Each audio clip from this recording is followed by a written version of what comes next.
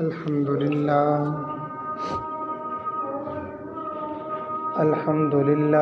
نحمده ونستعينه ونستغفره ونؤمن به ونتوكل عليه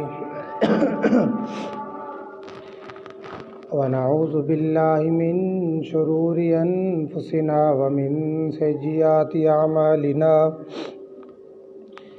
من يهده الله فلا مضل له ومن يضلله فلا هادي له ونشهد أن لا إله إلا الله وحده لا شريك له ونشهد أن سيدنا وسندنا وحبيبنا وطبيبنا ومولانا محمدا عبده ورسوله أما بعد أعوذ بالله من الشيطان الرجيم بسم الله الرحمن الرحيم فقلت استغفروا ربكم إنه كان غفارا يرسل السماء عليكم مدرارا ويمددكم بأموال وبنين ويجعل لكم جنات ويجعل لكم أنهارا صدق الله العظيم وصدق رسوله النبي الكريم ونحن على ذلك لمن الشاهدين والشاكرين والحمد لله رب العالمين. تمام احباب نماز والا درشی پڑھ لیں. اللهم صل على محمد وعلى آل محمد كما صليت على إبراهيم وعلى آل إبراهيم إنك حميد مجيد. اللهم بارك على محمد وعلى آل محمد كما باركت على إبراهيم وعلى آل إبراهيم إنك حميد مجيد. واجب الاحترام معزز دوستوں اور بزرگوں، آج جس عنوان پر بات کرنی ہے وہ ہے رزق میں اضافہ اور رزق کے اندر کمی کے اسباب. کون کون سی چیزیں ایسی ہیں جن کی وجہ سے رزق کے اندر اضافہ ہوتا ہے اور کون کون سی چیزیں ایسی ہیں کہ جن کی وجہ سے رزق بند ہو جاتا ہے، رزق کم ہو جاتا ہے، رزق کو تالا لگ جاتا ہے. دیکھو، رزق حاصل کرنے والا عموماً رزق دینے والے کو ناراض کرتا ہے. جس نے رزق لینا ہے اسے چاہیے تو یہ کہ رزق دینے والے کو وہ خوش کرے، راضی کرے، تاکہ اسے رزق زیادہ دیا جائے، زیادہ مل سکے. عموماً یوں ہوتا ہے ہمارے معاشرے کے اندر، سائل سوال کرنے والا پہلے آٹا اور روٹی کا سوال کرتا ہے، پھر کچھ ہی دنوں کے بعد یہی سائل جو ہے یہ سگریٹ کا سوال کرتا ہے، اور پھر کچھ ہی دنوں کے بعد یہی سائل ایزی لوڈ کے پیسوں کا سوال کرتا ہے. یہ حقائق ہیں، کوئی ایسی بات نہیں ہے کہ جو نہیں ہو. یوں لگتا ہے کہ ہم نے اپنے چھوٹے چھوٹے خدا بنا لیے ہیں کہ جن سے ہم مانگتے رہتے ہیں. جو اصل خدا ہے اس کو ہم بھول چکے ہیں. یاد رکھنا، کوئی کسی کے رزق کو بند نہیں کر سکتا، کوئی کسی کے رشتوں کو روک نہیں سکتا. رازق بھی اللہ کی ذات ہے، رشتوں کے جو اسباب پیدا کرنے والے بھی اللہ کی ذات ہے.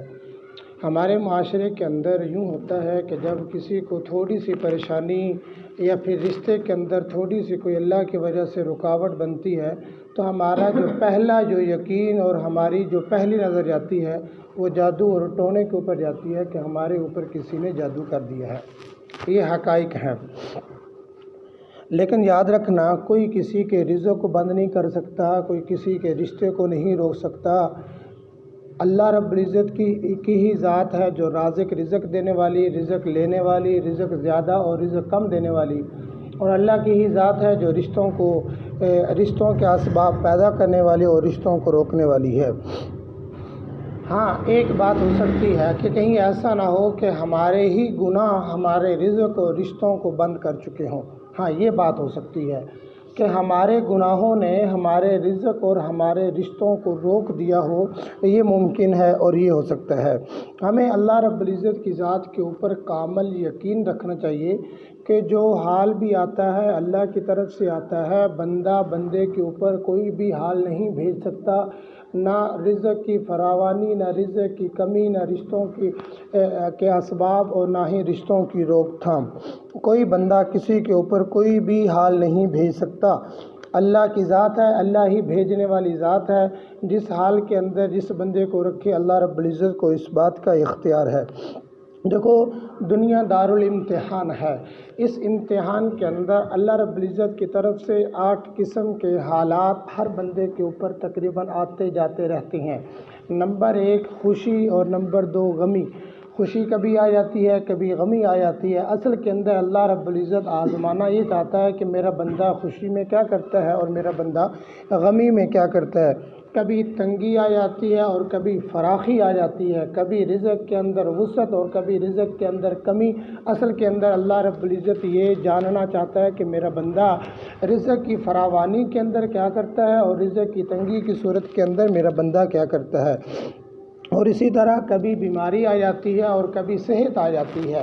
دیکھو دونوں چیزوں میں سے ایک چیز تو ہوگی، یا پھر بیماری یا پھر صحت. اللہ رب العزت اصل کے اندر دیکھنا چاہتا ہے کہ میرا بندہ بیماری میں کیا کرتا ہے اور صحت کی حالت کے اندر کیا کرتا ہے. اور اسی طرح کبھی وصل اور کبھی فراق. کبھی اللہ رب العزت کسی کو اولاد سے نواز دیتے ہیں اور کبھی کسی سے اولاد کو لے لیتے ہیں. اللہ رب العزت اصل کے اندر آزمانا چاہتے ہیں کہ میرا بندہ کس حالت کے اندر کیا کرتا ہے. 3 باتیں بہت اہم ہیں. نمبر 1 رزق انسان کو تلاش کرتا ہے. اس بات کے اوپر یقین رکھیں. ہم لوگ رزق کے پیچھے دوڑتے ہیں جبکہ رزق ہمارے پیچھے آ رہا ہوتا ہے، ہمیں پتہ نہیں چلتا کہ رزق ہمارے پیچھے آ رہا ہے. دوسری بات کہ موت انسان کو تلاش کرتی ہے. جو بندہ موت سے، کوئی بندہ جتنا بھی بھاگ لے موت سے دور نہیں بھاگ سکتا. اور تیسری جو بات ہے وہ یہ کہ بندہ رزق کو حاصل کرنے کے لیے اللہ اور اس کے رسول سے اعلان جنگ کرتا ہے سود کی صورت کے اندر. یہ 3 باتیں اہم ہیں، ان کے اوپر ہمیں خصوصی توجہ دینی چاہیے. یاد رکھنا جب اللہ اور اس کے رسول کے ساتھ اعلان جنگ ہوگا تو اپنے آپ کو برباد کرنے کا ذریعہ کون بنا؟ میں اور آپ خود بنے، یا پھر کوئی جادوگر، یا پھر کوئی ٹونے کرنے والا، چو منتر کرنے والا بنا. ہم خود اپنی ذات کے اوپر تباہی کے اسباب پیدا کرنے والے بنے. ہم کہتے ہیں یا لیتنا مثل ما اوتی قارون. ہماری یہ خواہش ہوتی ہے کہ کاش کہ ہمارے پاس قارون جیسا بہت سارا مال اکٹھا ہو جائے. جبکہ یاد رکھنا قارون کے مال کو تو ہم جانتے ہیں، لیکن قارون کے انجام کی طرف ہماری توجہ نہیں کہ قارون کے ساتھ آخر کے اندر ہوا کیا. ہم میں سے ہر بندے کی یہی خواہش ہوتی ہے کہ بس آج 1000 ہے تو کل بس یہ 1 سے 2 بن جائے، 2 سے 3، 3 سے 5، 5 سے 10، بس یہ رزق اس طریقے سے بڑھتا چلا جائے. کہ ایسا نہیں ہوتا؟ ایسا ہی ہوتا ہے. اگر میں یوں کہوں کہ ایک عام انسان جو گلی کے اندر گھومنے والا اور ایک 5 وقت کا نمازی رزق کے اندر تقریباً حریص ہیں. دیکھو ہمیں کوشش یہ کرنی چاہیے اور اپنا یقین اور ذہن یہ بنانا چاہیے جو رزق ہمارا ہے ہمیں مل جائے گا. ہمیں اتنی زیادہ تگدو. ہاں باقی یہ بات یاد رکھنا، اللہ کے نبی نے فرمایا الکاسب حبیب اللہ. ہاتھ سے محنت اور مزدوری کرنے والا اللہ رب العزت کا دوست ہے. یاد رکھنا اس کا ہرگز یہ مطلب نہیں کہ گھروں کے اندر بیٹھ جائیں اور دروازے بند کر دیں اور آسمان سے رزق آئے گا، نہیں، بلکہ کوشش کے درجے کے اندر، اسباب کے درجے کے اندر ہم نے محنت اور کوشش کرنی ہے. لیکن یہ حریص ہو جانا رزق کے پیچھے، اس طریقے سے دوڑ لگا دینا کہ نہ نماز کا پتہ، نہ روزے کا پتہ، نہ حج کا پتہ، نہ زکوٰۃ کا پتہ، نہ کسی غریب کا احساس، نہ کسی مالدار کا احساس، نہ یتیم کا احساس، نہ بیوہ کا احساس، نہ چھوٹے کا احساس، نہ بڑے کا، نہ جوان کا. یہ بات غلط ہے. اصل کے اندر محنت اور مزدوری کرنی چاہیے، لیکن ہر چیز کی طرف توجہ اور نظر رکھنی چاہیے. تو ہم میں سے اکثر بیشتر یہ کہتے ہیں یا لیتنا مثل ما اوتی قارون. کاش کہ ہمیں مال مل جائے قارون جیسا. याद रखना قارون اپنے مال کے ساتھ ہی زمین کے اندر وہ دھنس گیا تھا، اس کے انجام کی طرف بھی ہمیں نظر رکھنی چاہیے۔ مال کو اتنی اچھی چیز نہیں ہے کہ اس کو ہمیں ہر وقت اس کی تگ و دو کے اندر لگے رہنا چاہیے، نہیں۔ ہاں یہ بات ہے کہ جس کے پاس مال ہو پھر وہ سخی ہو، اللہ کے رستے کے اندر خرچ کرنے والا ہو، یہ مال فائدہ مند ہے۔ یہ مال جو اللہ رب العزت کے رستے کے اندر خرچ ہو جائے، اللہ کے طریقے کے بتلائے ہوئے طریقے کے مطابق کما لے اور اللہ کے بتلائے ہوئے طریقے سے خرچ کر دے، یہ بات ذہن کے اندر رکھیں۔ ہم آتے ہیں اب اپنے موضوع کی طرف۔ جس بندے کے پاس چابی ہو وہ گھر آتا ہے، دروازہ کھولتا ہے، گھر کے اندر داخل ہو جاتا ہے، اور جس بندے کے پاس چابی نہ ہو وہ گھر آتا ہے، وہ گلی کے اندر آتا ہے، دیکھتا ہے تالا لگا ہوا ہے تو گھر کا دروازہ نہیں کھول سکتا، گلی کے اندر ہی رک جاتا ہے۔ یاد رکھنا جو نبوت ہے یہ عطائی ہے، اور جو ولایت ہے یہ کسبی ہے۔ نبوت اللہ جسے دیتے ہیں، لیکن ولایت جو محنت اور کوشش کرتا ہے اسے اللہ رب العزت کی طرف سے ولایت، اللہ رب العزت کا قرب نصیب ہو جاتا ہے۔ میرے اور آپ کے محبوب حضور صلی اللہ علیہ وسلم بڑے شفیق اور اپنی امت کے لیے بڑے غمگین تھے۔ اللہ کے نبی صلی اللہ علیہ وسلم نے اس دنیا کے اندر سے جانے سے پہلے 10 کنجیاں رزق کی امت کے حوالے کی ہیں۔ 10 ایسی کنجیاں ہیں، ان میں سے جس بندے کو ایک کنجی بھی مل جائے وہ رزق کے بند دروازے کو کھول کے رزق حاصل کر سکتا ہے۔ عام طور پر یوں ہوتا ہے کہ تالوں کی 3 یا 4 چابیاں ہوتی ہیں، میرے اور آپ کے نبی نے 3 یا 4 نہیں 10 چابیاں بتلائیں، 10 کنجیاں دی کہ میرے امتی ان کنجیوں کے ذریعے سے رزق بند کے دروازے کھول کے رزق کو حاصل کر لیں۔ عام طور پر یوں ہوتا ہے کہ جب گھر کا بڑا کسی لمبے سفر پہ جاتا ہے، مین جو چابیاں ہوتی ہیں کسی ذمہ دار کو دے کے جاتا ہے، اگر ضرورت پڑ جائے تو وہ اپنے جو مین لاک جو ہیں اسے وہ کھول سکے۔ اللہ کے نبی صلی اللہ علیہ وسلم نے امت کو رزق کی 10 چابیاں دی۔ پہلی چابی نماز ہے، پہلی چابی نماز ہے۔ یہ نہیں کہا کہ پہلی چابی بازار کے اندر دوڑنا ہے اور دکان کے اوپر بیٹھ کے دھوکہ دینا ہے، فرمایا کہ پہلی چابی نماز ہے۔ قرآن پاک نے بھی اس کا نقشہ یوں کھینچا، وَأْمُرْ أَهْلَكَ بِالصَّلَاةِ وَاسْتَبِرْ عَلَيْهَا، کہ تم حکم کرو اپنے اہل و عیال کو نماز کا، خود بھی نماز کی پابندی کرو، اپنے اہل و عیال کو بھی نماز کا حکم کرو۔ جب گھر کے اندر نماز ہوگی تو پھر برکتیں ہوں گی، پھر راحتیں ہوں گی، پھر سکون ہوگا۔ اتنا کافی نہیں کہ میں نماز پڑھ لوں اور ہمارے گھر والے نماز نہ پڑھیں، نہیں، بلکہ جس طرح کے گھر کے اندر اگر سالن کے اندر تھوڑا سا نمک تیز ہو جائے تو گھر والے دیکھتے ہیں گھور گھور کے کہ آپ نے یہ کیا کر دیا۔ شوہر بیوی کو ڈانٹتا ہے، آپ نے نمک تیز کر دیا، کاش کہ یہی صورتحال وہاں سے ختم ہو جائے اور اس طرف آ جائے کہ جس دن بچے نماز نہ پڑھے، بیوی نماز نہ پڑھے، شوہر ڈانٹے کہ آپ نے نماز کیوں نہیں پڑھی۔ نماز پڑھو، نماز پڑھو۔